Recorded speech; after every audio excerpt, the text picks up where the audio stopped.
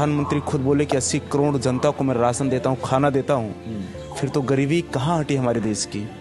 10 साल कैसे बेमिसाल हुआ, ऑल इज वेल कैसे हो सकता है, आप बताएं। हम कुली हैं, हमारी बात को नहीं सुना जाता है। हमारे रोजगार को चौपट किया गया, कारपोरेट के हाथों में सारी चीज़ें सौंपी जा रही हैं और जो मजदूर वर्ग है वो तबाह होता चला जा रहा है। कौन सुनेगा इसकी बात को? विपक्ष खत्म कर दिया जा रहा है। जो सवाल खड़ा करेगा उसकी सवाल को सुना नहीं जाता है। इसे ऑल इज वेल कहेंगे?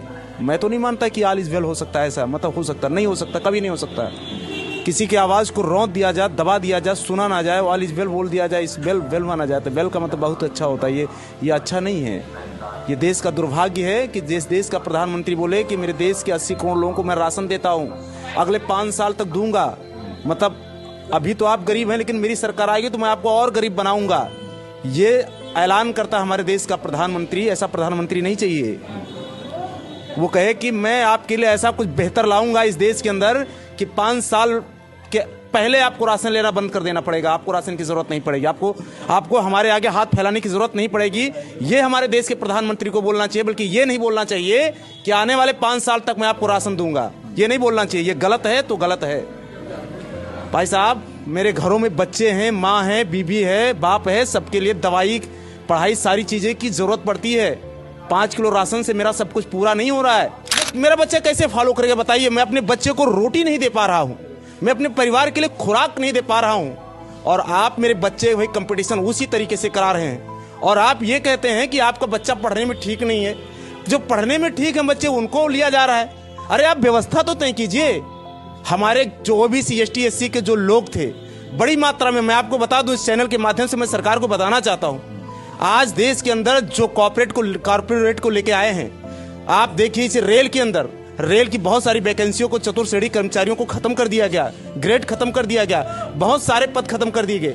हमारे एसटी, एससी, ओबीसी के तमाम सारे लोग जो बहुत अच्छे पैसे वाले नहीं थे, उनके बच्चे कम पैसे में प्राइमरी स्कूल में पढ़ करके, सरकारी स्कूल में पढ़ करके जाकर के कंपटीशन में बैठते थे।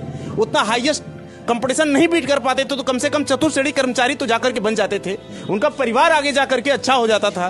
वो अपने बच्चे को पढ़ा करके आईएएस बना लेते थे। लेकिन आपने ये इस व्यवस्था को चौपट कर दिया, खत्म कर दिया, सत्यानाश कर दिया, देश का सब कुछ बर्बाद कर दिया। और आज आप एक चपरासी, एक रिक्शे वाले के बच्चे, एक मुची के बच्चे को, एक कुली के बच्चे को और एक आईएएस के बच्चे को, सबके बच्चों को एक साथ कंपटीशन में बैठा दे रहे हैं। कहां से मेरा बच्चा पास होगा?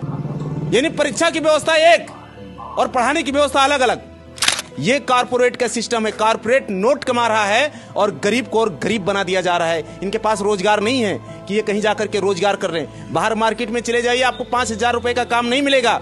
सरकार ने कहा कि 5 लाख लोग जो अनथराइज तरीके से बिजनेस कर रहे थे, उनके बिजनेस पर जो है मोदी सरकार ने जो है रोक लगाया, धावा किया, जांच किया, तमाम सारी चीजें। आपको हम बता दें कि वो जितने लोग अनथराइज लोग थे वो भी हमारे देश के लोग थे। परिवर्तन तो होना ही चाहिए। परिवर्तन ये इस हिसाब से देश नहीं चल पाएगा।